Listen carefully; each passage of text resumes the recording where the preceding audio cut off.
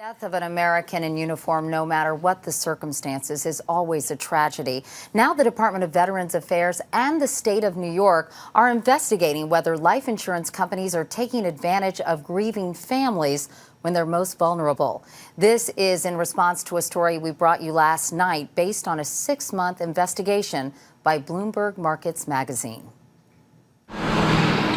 It's being called the life insurance industry's dirty little secret. Revelations, the nation's second largest insurer, was profiting from the death benefits of fallen soldiers. Until today, I actually believed that the families of our fallen heroes got a check for the full amount of their benefit.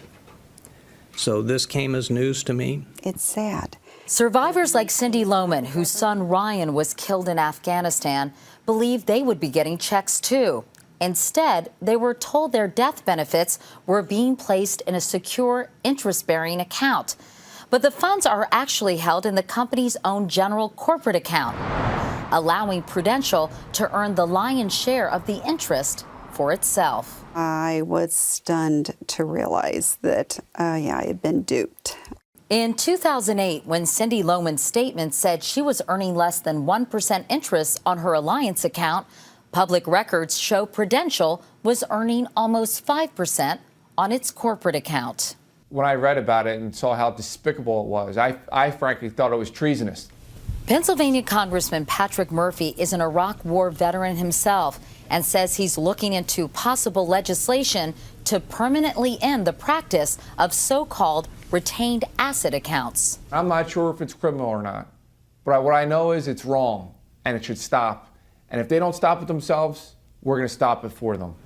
But the practice extends well beyond the military.